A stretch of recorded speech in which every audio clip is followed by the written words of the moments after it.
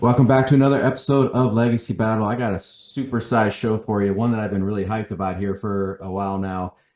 We are going to be discussing the majors of the LPGA. My panelists tonight from the Gridiron Battle Zone, Brian King, and we got a wide variety of panelists tonight too here. So from the Canadian Baseball Hall of Fame, the Director of Operations, Scott Crawford, Steelers Nation South, Rollo Cawthon, PGA Tour golfer, Nicole Felce. Check that out.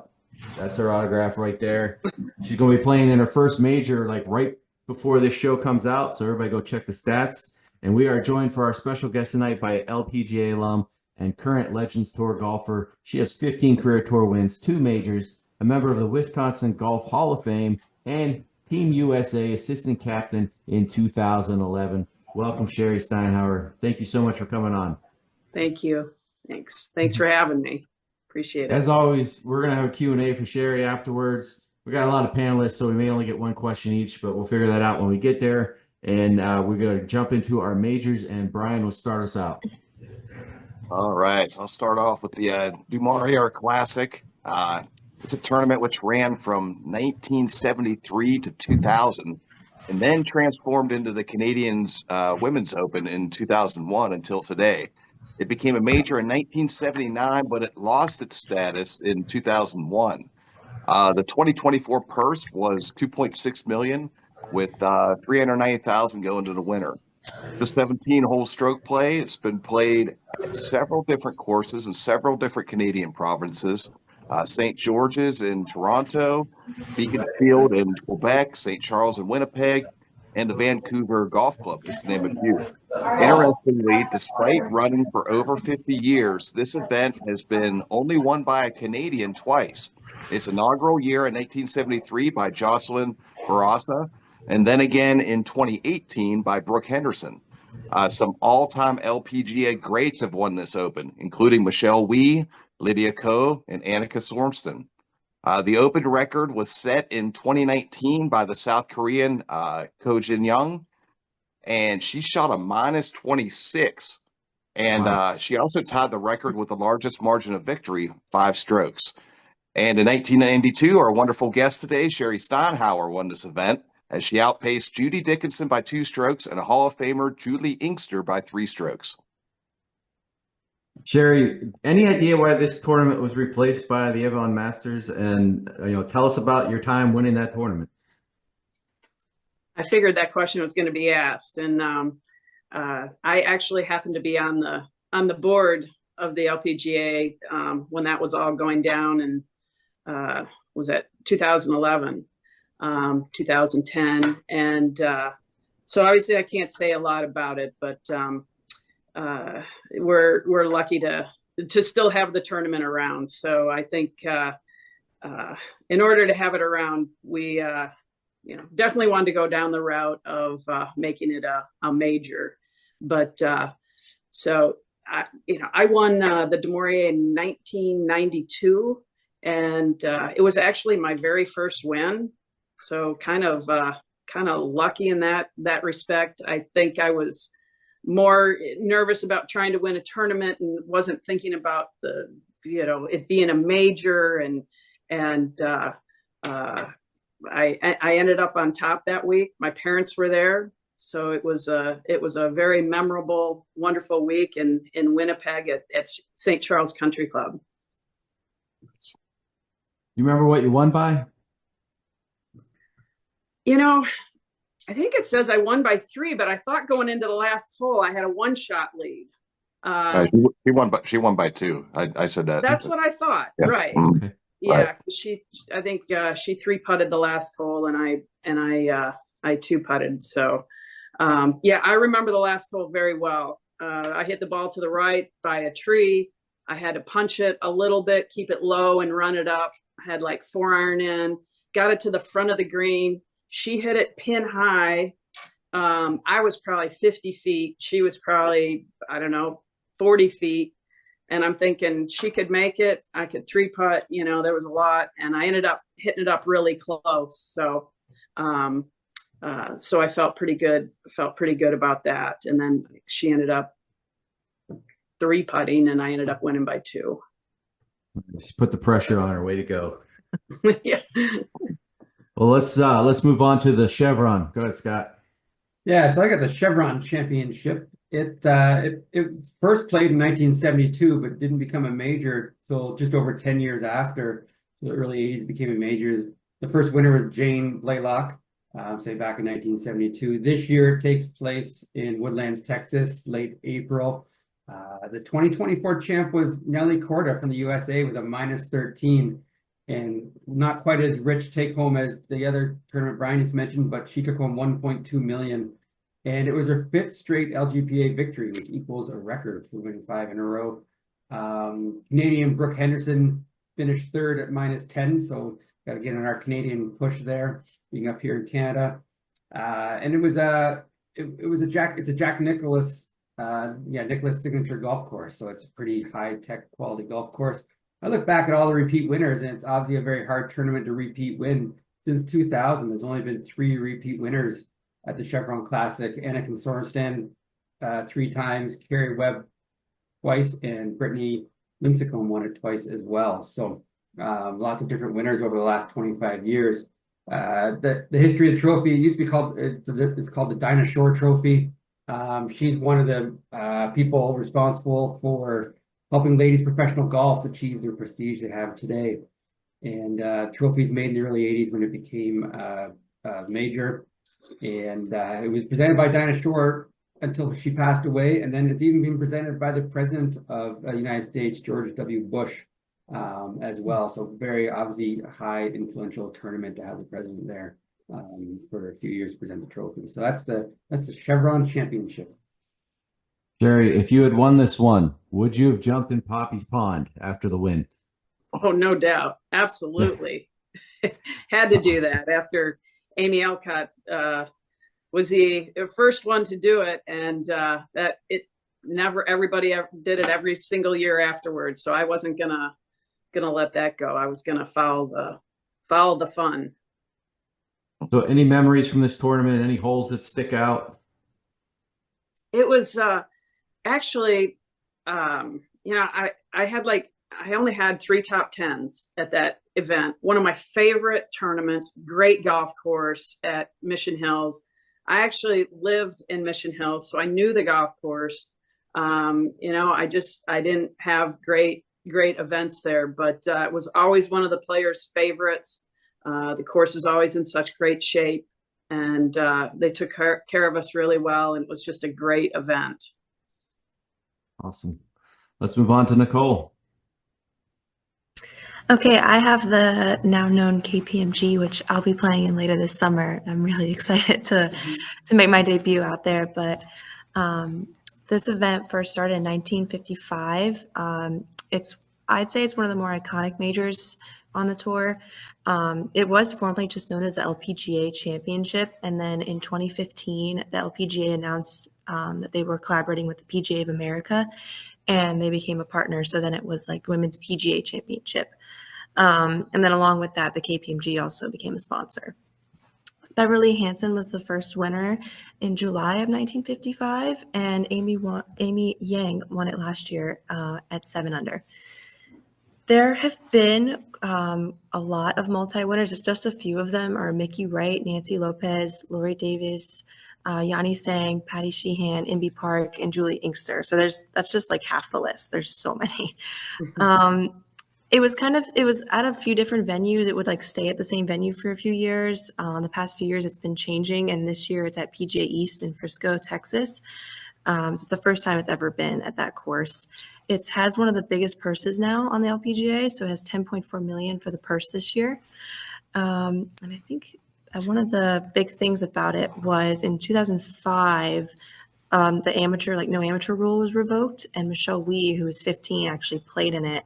And then they went back to the professional only rule after that. So that was something that kind of a little blip of the event. But overall, it's one of the more iconic events, in my opinion, on tour, especially because it's in collab with the PGA. Sherri, I grew up during this early 2000s controversy, pros, amateurs. Is there a story of how that went down? And just tell us about your experiences playing in, I feel this is actually maybe the biggest other than the U.S. Open for the women, but it's a fantastic tournament.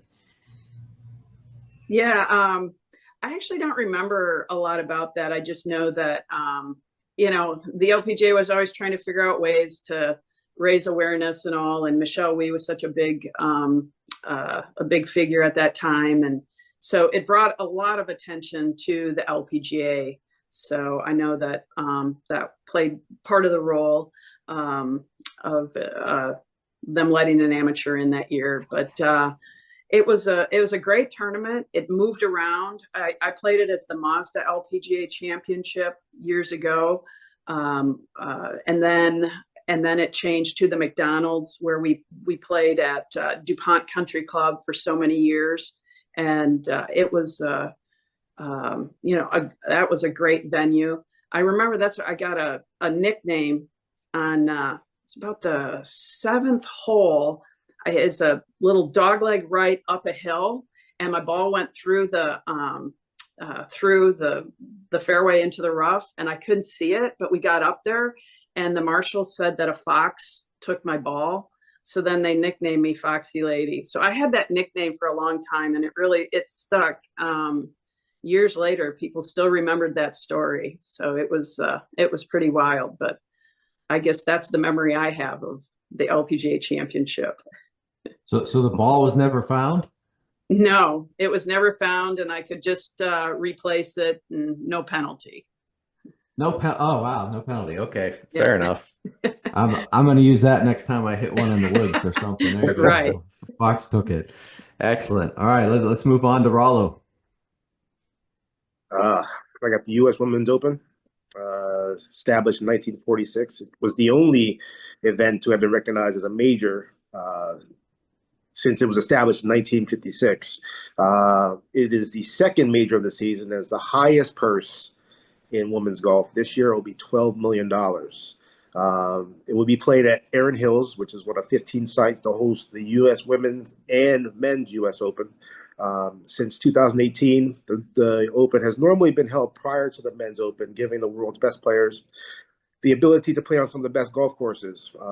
That year, the current playoff format was also reduced from 3 holes to 2 aggregate holes, followed by sudden death. The last 18-hole playoff was in 2006 when the great Annika Stormsen beat Pat Hurst.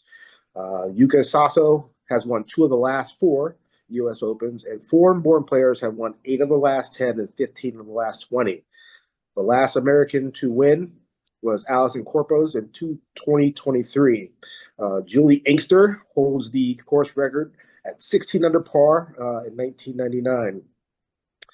Betty Rawls and Mickey Wright hold the record for most titles won with 4. And the aforementioned Annika Stormsen has the most titles in the last 40 years with 3.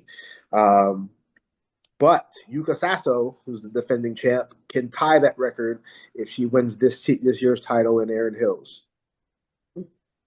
What records doesn't Annika have? I mean, she's got them all here. So highest purse, kudos to that, USA. Amateurs can play in this one too. That's always interesting. You never know who's going to show up there on the leaderboard. So U.S. Open, the prestige, the pomp and circumstance, just an awesome tournament. Tell us about your experiences there and anything that sticks out. Well, it's definitely, that's the tournament that when you're a little kid and you're hitting putts and you're putting to win the U.S. Open. So, I definitely think that's the top major that we have, run by the USGA. You never know what you're going to get. You're always afraid it's going to be set up, extremely hard. So you're kind of always, I was anyway, a little defensive. And then sometimes it wouldn't be set up as hard, and then the scores would be low. And so with the US Open, you never know what you're going to get. You do know if you have a year where the scores are low, you can pretty much bank on it that the next year it's going to be tough. They're going to make up for that. But the course is always in great shape. The fairways are narrower than we play all year. Greens are usually very undulating, fast, and the USGA does a great job of getting spectators. They're packed with people, fans, which is fun. just a very different experience from LPGA tournaments with the way the USGA runs it. And, you know, unfortunately, I never played great, made a lot of cuts, but just, you know, never had a great event at the US Open, which is unfortunate, but I think that has a lot to do with, I'm more of a low ball hitter. And you definitely need to be hitting the ball high at a US Open to get the ball in close and stop. So I think that was part of my problem there. Let's move on to our final one. We're going overseas for it. Go ahead, Brian. All right, I got the Women's British Open. It goes back to 1976. So early on, they had some difficulty attracting professionals to their event, and they also had some difficulty finding quality venues that wanted to host. But over time, they were able to gain a lot of prestige, and neither issue has been a problem for a very long time.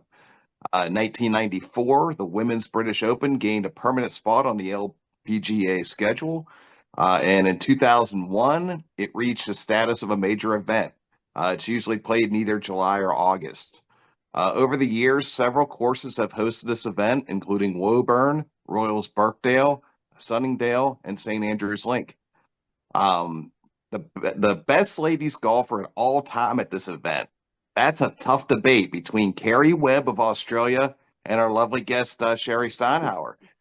Both won the tournament twice before it became a major and once afterwards. Webb is tied for the event record with the best score at -19 in 1997 at Sunningdale, but Steinhauer won in 1999 at Woburn by a stroke with the great Annika Sorenstam breathing down her neck. So I'll let our listeners make that choice there. But the most recent winner of this event, as of this recording, is Lydia Ko, who shot a -7 at St. Andrews. Love St. Andrews. That's my favorite course on the entire planet. I hope to play there one day. Sherri, the United Kingdom is notorious for wind, bad weather, all that stuff that is just not fun on the golf course. I'm assuming that's why your game was so good over there, because you were a low ball hitter. Definitely that. Growing up in Wisconsin, I played in a lot of bad weather. And then I went to the University of Texas and we had a lot of wind. So I think all that just developed, and I hit a low ball. I love the links. I love the style of a lot of creativity that you need to play over there.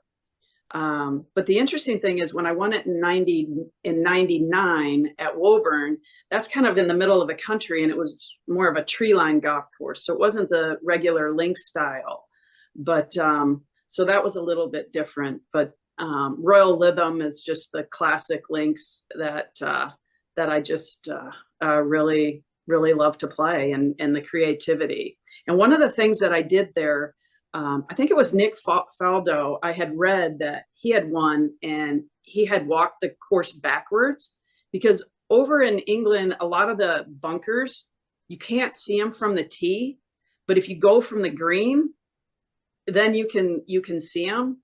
So I went and I walked it backwards. And I think there's something like 180 bunkers at Royal Lytham. And wow. I charted them. Yeah, I charted them all out. And I didn't hit, I think I hit in a greenside bunker, but I never hit in a fairway bunker. And all I did was I just managed my ball around the bunkers. And it seemed to pay off. So I give credit to Nick Faldo coming up with that idea. Well, if there's any fans out there of the European golf courses in general, check out our show with Lorcan Morris, the Caddy. We discussed the greatest courses over there, and we also did U.S. courses. Check that out in the archives with Derek Sanders. So nice job, guys, on the little history lesson there. Let's move into our Q&A. We'll stick with the same order. Go ahead, Brian. So, Sherri, your golf teacher was PGA Hall of Famer Manuel de la Torre. If I understand correctly, he had an unorthodox teaching style, which prioritized club movement over body movement focus. So do I have that right? And what was it like learning under De La Torre?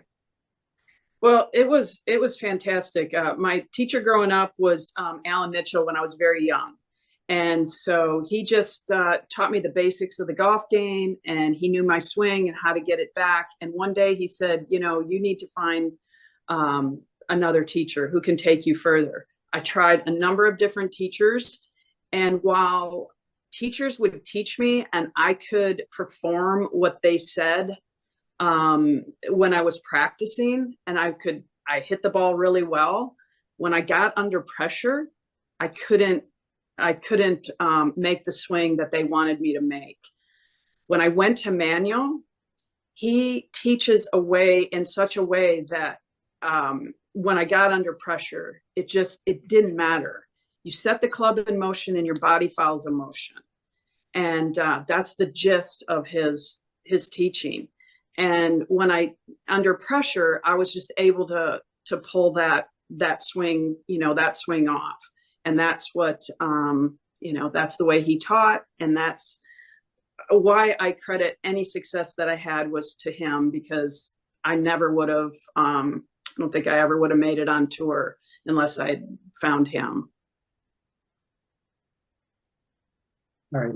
Sherri, question about your career there. You obviously were a rookie in 1986 and you played through 2012. So almost 3 decades in the game that way. What was the biggest difference? Like when you started in 86 and you finished in 2012, like was it the equipment? Was it just the skill level? Was it the training? Like what was the difference, the biggest difference between 86 and 2012? Well, definitely the training improved so much. And I mean, you look at the players today and they're all in shape, and I see Nicole looks like she's in great shape, and that's so important. The players hit it much further than we did back when I started. Obviously the purses were a lot smaller, and it was more of we were out there having a great time. It wasn't as much of a business as it is today. We had softball teams. We'd play against each other. They played bridge in the locker room. A lot of beer was flowing around. They had the kegs going in the locker room, and it's just very different today. You go out there and the players have a team. They got their trainer, their sports psychologist, their teacher, their family, their manager. So it's just, back then it was just us all traveling around having a great time, really. And as time went on, it got more and more serious. So it was fun to be a part of the transition and to see all the changes, but, definitely enjoyed the time that I had out there. So it was a great time to play. Go ahead, Nicole. What advice would you give to a rookie going on tour, more specifically going into a major that's like, 10 times the level of a normal LPGA event? Right.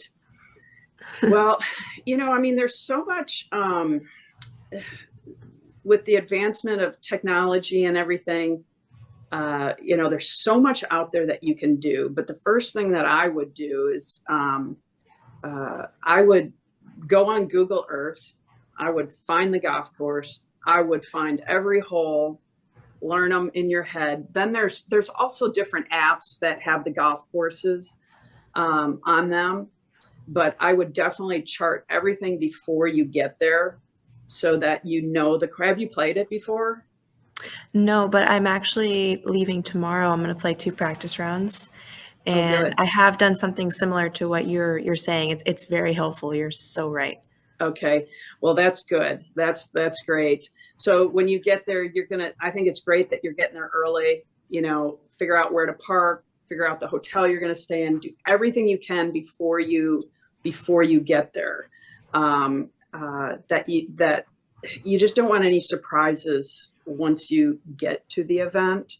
So for me, that was always really important, that I felt like I was familiar with the city and the golf course, the parking lot, the locker room, and that can change because the way they set it up. But as much as you can about the golf course is is really important. So that's great to hear. But go into it with an attitude of, of having fun. I think, one of my things is that I just was a little bit too serious, and then that can get in your way. So, mentally just go into it with the attitude of having fun. Obviously, I know you're going to be as prepared as you can be. You're going to do everything you can. So once you go in, it is what it is. And just go have fun and enjoy the experience of playing in the big event. And the other thing is, it can be intimidating with the other players, but after you've been through it, they're just like you. You don't have to be intimidated. I mean, obviously, there is some of that, but they're just people, and everybody's as nervous as you are. And don't think you're any more nervous than anyone else. So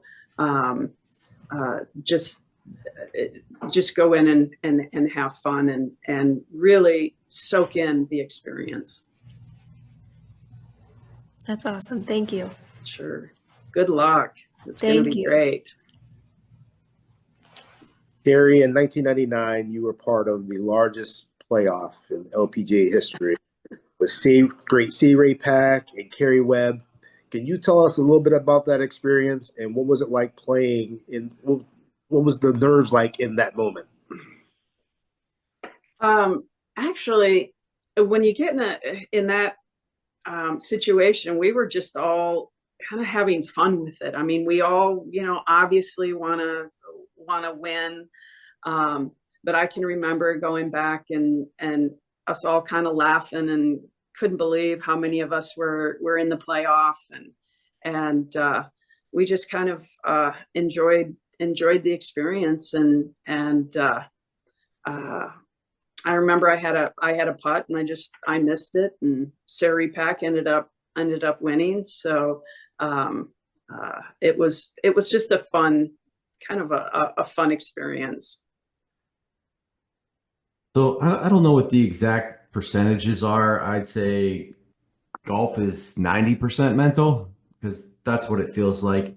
And you just mentioned, like, just a minute ago, the part of the mental game of having a putt in a playoff and things like that. So a player who's like off, they're just having the yips or whatever we want to call it.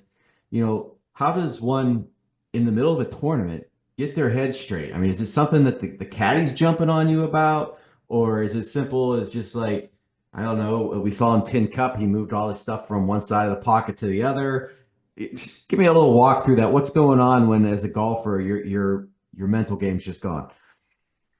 Well, you asked about what it was like to be in the playoff. Well, that versus trying to make the cut is like the worst. It's so much tougher because you're not as confident. You're obviously not swinging as well. You're not hitting it as well. If you're in the playoff, you obviously are there because you're doing everything right and you're feeling really good about everything. So actually, when you're going up the last hole and you have a chance to win, there's actually a lot more confidence, and so the nerves are very different. But when you're not playing well, that's when the nerves always got me the worst, because I wasn't as confident with myself. So that's where you have to do a lot of self-talk to get yourself out of that. And I remember I used to be, before I got on tour, was really hard on myself, terrible. And when I went to Dr. Rotella, one of the best sayings that he gave me, and really, really helped my mental side of it, is that you have to treat yourself like you would your own best friend. And that really resonated with me, because I used to say to my friend, hey, don't worry, wait, next shot, it'll be okay. Well, if I hit a bad shot, I was beating myself up.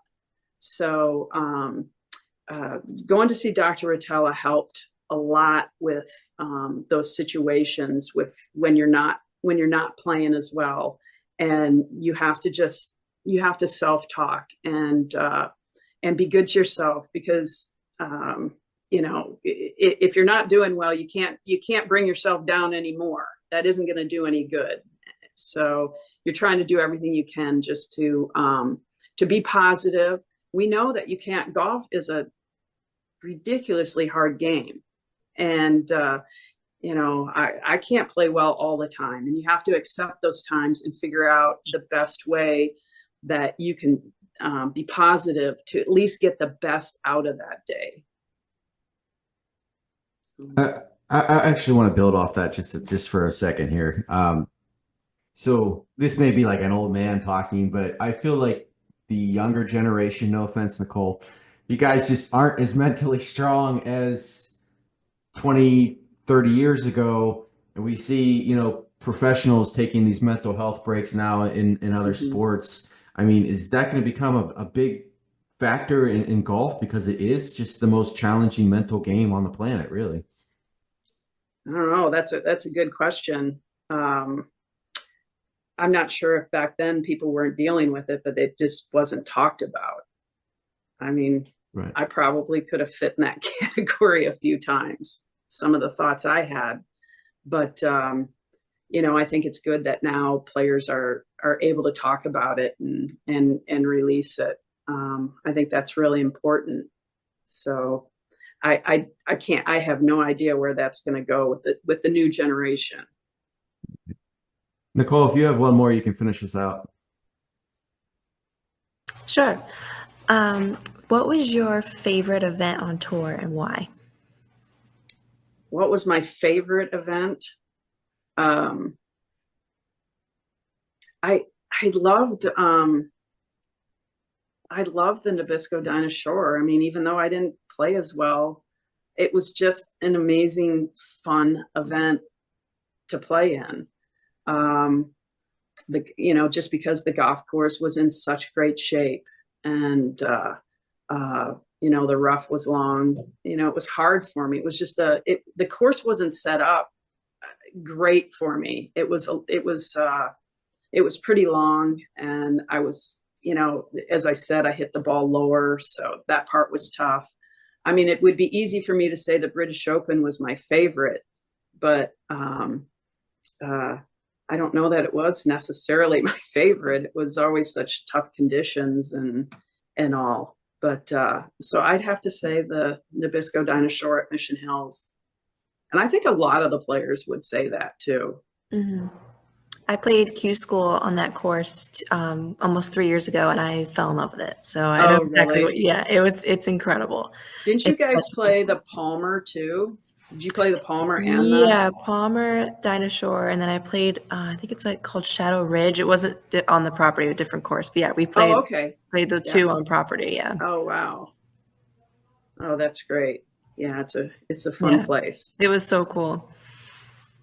Great. Well, Sherri, I want to thank you, and I hope that someday down the road, if you ever retire from hitting the ball, that you will be recognized for all that you've done, not just on the course but off the course, and we see your name going into the Hall of Fame here one day. Oh, well, thank you very much. I appreciate it. Thank you so much for having me on, and fun to meet all of you, and all the best of luck to you. Excellent. Nicole, too. Thank you. It's a pleasure to meet you and talk to you. Thank you for your advice.